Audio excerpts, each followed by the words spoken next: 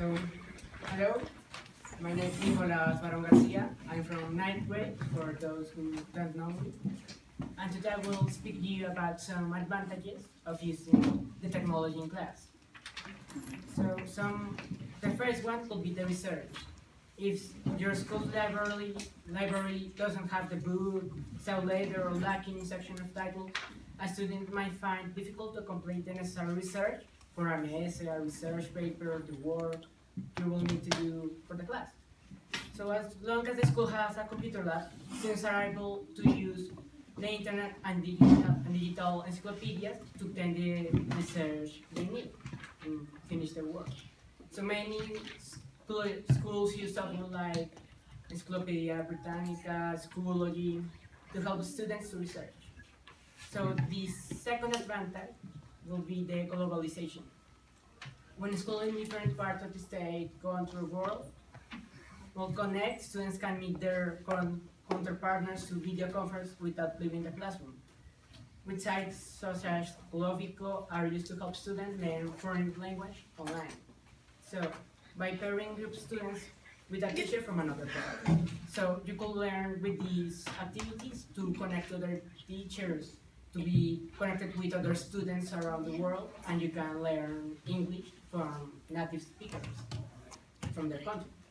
And third is that it can also be oriented like in a fun way, like in some educational games, like playing board games and focus on education students and learn basics of spelling, counting, and other early education lessons through computer games that make learning fun, because many schools have at least one computer in each classroom. In our case, we have in the classrooms, outside, in the last floor, in all the blocks, and are like last generation computers, so they're very useful. So the first, the distance in education in the past was a problem, that students could take a distance or continue educating classes, having classes. Also, for example, when there are some problems and you cannot go to school to study, or you have some personal problem, you're in the hospital or something, you can do some correspondence courses that are some courses that you study and you don't get like later works and everything by the internet. You don't need to be present there, or to go all over the city to your school. And this is also implemented by colleges and universities. After enrolling in a course of this type, a student will receive course documents in the mail and will be to mail assignment to his teachers and educational institutions. The process will be long and complicated. This process also, as it helps, but it's also a little bit complicated, more than the normal one, because some emails have happened to a lot of people. They lost in the web that, hey, I sent you an email, and the teacher said, no, I didn't receive it, and it's a little bit difficult in this moment, but it's improving. And thanks to technology, continuing education students can take courses over the internet to their convenience.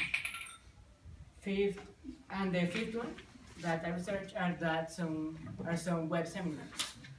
So every school has their resources and budgets to send it to students on fields related to the course of study. When this is the case, students' education can suffer. However, thanks to technology, students can use the internet to virtual attend web seminars put on museums by another educational institute. NASA, for instance, offers a program that allows students to talk to astronauts in space. This is an interesting project that has NASA, that sometimes of the day, these astronauts are like online speaking with some students here. Like you will speak with them if you're lucky.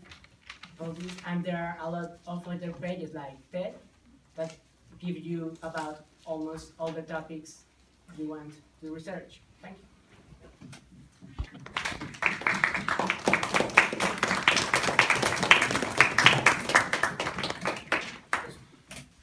Thank you, Nicholas.